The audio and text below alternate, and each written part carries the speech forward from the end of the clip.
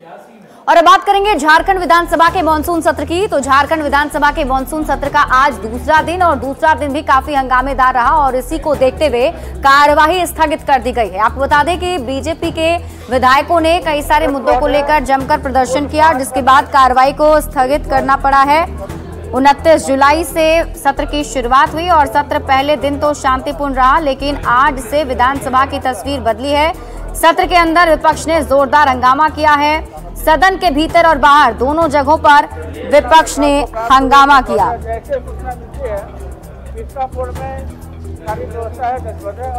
तो आपको बता दें कि झारखंड विधानसभा में कार्यवाही फिलहाल स्थगित की गई है और जानकारी के मुताबिक सदन में बीजेपी ने जमकर आज हंगामा किया है, जिसके बाद सदन की कार्यवाही को स्थगित करना पड़ा। पहले से ही झारखंड विधानसभा को लेकर ये आसार जताए जाए थे कि सदन हंगामेदार होगा। दो तस्वीरें आपकी टीवी स्क्रीन पर आपको दिखा रहे हैं, जहां आप देख पा रहे होंगे कि जो बीजेपी के विधायक हैं कई सारे मुद्दों को लेकर प्रदर्शन कर रहे हैं। खासतौर पर बांग्लादेशी घुसपैठियों का मुद्दा बीजेपी जोर शोर से उठा रही है और उसके लिए प्रदर्शन भी किया जा रहा है। दो तस्वीरें आपके टीवी स्क्रीन पर। पहली तस्वीर आप देख रहे हैं झारखंड विधानसभा की तस्वीर, जहां सदन की कार्यवाही जैसे ही शुरू हुई वैसे ही विपक्ष की तरफ से हंगामा शुरू कर दिया गया। दूसरी तस्वीर आप देख रहे हैं जहां विधायक सदन के बाहर आकर देखिए प्रदर्शन कर रहे हैं। इस बार झारखंड विधानसभा का मानसून सत्र काफी हंगामेदार चल रहा है। आपको बता दें कि आज अनुपूरक बजट भी पेश होना है।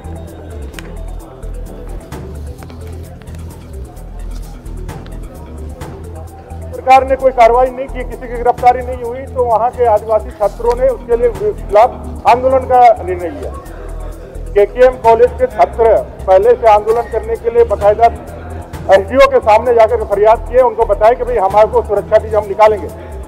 राज्य सरकार के कहने पर इस मामले को डाइवर्ट, चूंकि उसमें लिखा हुआ था कि बांग्लादेशी घुसपैठियों के संरक्षण और उसके खिलाफ में हम लोग का आंदोलन है, हमारी जमीन जो लूटी गई है उसके खिलाफ आंदोलन है, ओपनी मरांडी और दांदू हेम्ब्रम को न्याय मिले इसके लिए आंदोलन है। इसलिए पुलिस 12:30-1 बजे जा करके उस पर लाठीचार्ज करके इतना सारा तस्वीर है, वीडियो है, मार करके अभी भी लोग जो हायर माने के इलाज के लिए गए हुए हैं सीटीएस। और आज इनके पास जनता के हितों के कोई मुद्दे नहीं है।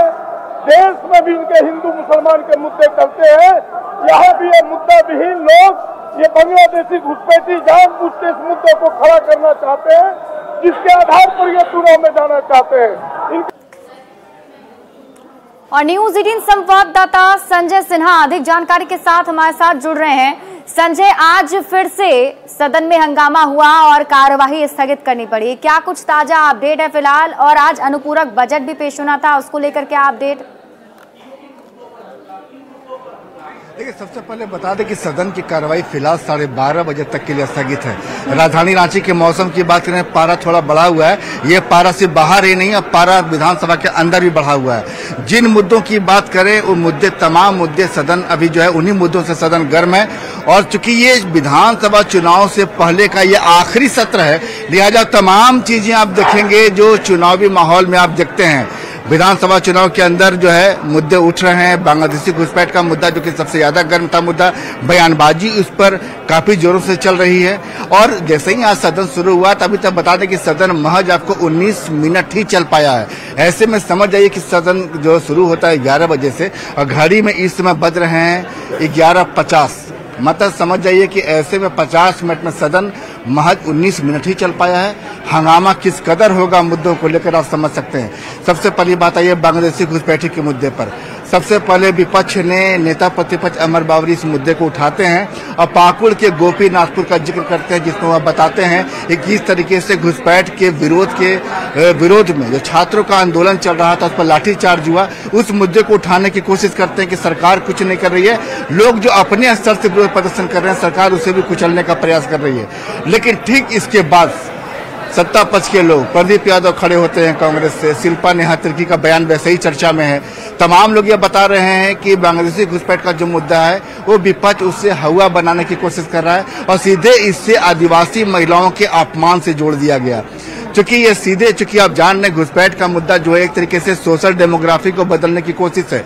वहां से जो भी घुसपैठी आ रहे हैं, जो दावा किया जा रहा है और जो डॉक्यूमेंट्स कोर्ट में हैं और चल रहा है जो मामला, हम उसी आधार पर आपसे बात कर रहे हैं। उन तमाम चीजों पर आप ये समझ जाइए कि जो डेमोग्राफी बदलने की साजिश हो रही है और जो वहां पर आकर के सामाजिक संतुलन को बिगाड़ कर वहां की आदिवासी महिलाओं के साथ, लड़कियों के साथ शादी करके एक परिवार बसाने की कोशिश कर है। आपको यह भी मालूम होगा कि वहां पर एक बाकायदा संथाल में कई ऐसे हैं कि जमाई मोहल्ला, जमाई टोला, ऐसे ऐसे आपको वहां पर मोहल्ला जो है बच चुका है कि बाहर से कोई व्यक्ति आता है, अगर शादी करता है, जमाई बनता है, तो ऐसे जमाई की संख्या जब बढ़ जाती है तो जमाई टोला ही बच जाता है। तो ऐसी तमाम चीजें हैं जो आपको सदन अभी 5 दिन चलेगा, आज की तारीख को जोड़कर आप सुनेंगे। और तमाम वो मुद्दे जो बीजेपी के आरोप पत्र हैं या जो सरकार के वादे हैं जो 2019 में सत्ता, उम्मीद बस यही जताएंगे कि हंगामा हो, प्रदर्शन हो, मुद्दे उठाए जाएं, लेकिन जनता के हितों को भी जो सदन के नेता हैं वो ना भूलें। बहुत बहुत शुक्रिया तमाम जानकारी मेरे साथ साझा करने के लिए संजय सिन्हा। बढ़ते हैं आगे और बात अगली खबर की करते हैं। देखिए, दिलीप जायसवाल आज पटना पहुंच चुके हैं और पटना पहुंचने के बाद सीधे वो बीजेपी कार्यालय जाएंगे, जहां आज प्रदेश अध्यक्ष की पदभार वो संभालने वाले हैं। आपको बता दें कि दिलीप जायसवाल को बिहार बीजेपी का प्रदेश अध्यक्ष बनाया गया है और पटना पहुंचने पर उनका जोरदार स्वागत भी किया गया। रविवार को दिलीप जायसवाल ने पीएम मोदी से मुलाकात की थी। दिलीप जायसवाल ने कहा है कि पीएम मोदी ने संगठन और सरकार में कैसे आगे क्या करना है उस पर चर्चा हुई और संगठन को बूथ स्तर तक और मजबूत करने को लेकर भी चर्चा हुई है। संगठन में सबको साथ लेकर आगे कैसे बढ़ा जाए, इसको लेकर संदेश भी दिया है। और न्यूज़ 18 संवाददाता रवि एस नारायण अधिक जानकारी के साथ जुड़ रहे हैं। रवि, क्या अपडेट है? आज दिलीप जायसवाल प्रदेश अध्यक्ष के तौर पर पदभार ग्रहण करेंगे, अभिनंदन समारोह है, क्या कुछ तस्वीरें निकलकर सामने आ रही हैं?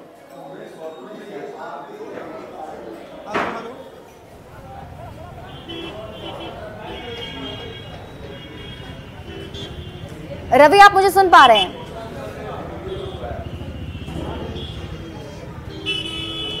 तो कुछ तकनीकी खराबी की वजह से शायद हम रवि से कनेक्ट नहीं हो पा रहे हैं, वापस हम उनसे जुड़ने की कोशिश करेंगे। लेकिन आपको बता दें कि दिलीप जायसवाल जो हैं वो पहुंच चुके हैं पटना। आज अभिनंदन समारोह का कार्यक्रम बीजेपी कार्यालय में रखा गया है और जैसे ही पटना एयरपोर्ट पर दिलीप जायसवाल पहुंचे, सबसे पहले कार्यकर्ताओं ने उनका जोरदार स्वागत किया। और आपको बता दें कि एयरपोर्ट से लेकर बीजेपी कार्यालय तक जो है तैयारी की गई है उनके स्वागत की। और हमारे साथ न्यूज़ 18 संवाददाता रवि एस नारायण एक बार फिर से जुड़ रहे हैं। रवि, क्या कुछ तस्वीरें अभी देखने को मिल पा रही हैं? कितना उत्साह दिख रहा है बीजेपी कार्यकर्ताओं में? जी बिल्कुल, देखिए, जो नए प्रदेश अध्यक्ष हैं दिलीप जायसवाल वो पटना पहुंच गए हैं और आपको बताया कि यहाँ पे एयरपोर्ट के ठीक बाहर जो है वो बड़े संख्या में जो कार्यकर्ता हैं वो यहाँ पे जुटे हुए हैं। और उसके बाद आपको पता है कि तमाम जो मंत्री विधायक जो हैं वो अंदर में स्वागत करने के लिए गए हैं, वो उनका स्वागत कर रहे हैं। और एयरपोर्ट के ठीक बाहर जो है वो यहाँ पे ढोल नगाड़े के साथ यहाँ पे स्वागत की तैयारी है। यहाँ पे आपको बता दें कि ढोल नगाड़े जो हैं वो भी बजाए जा रहे हैं और यहाँ पे दिलीप जायसवाल का स्वागत हो रहा है। यहाँ से लेकर के और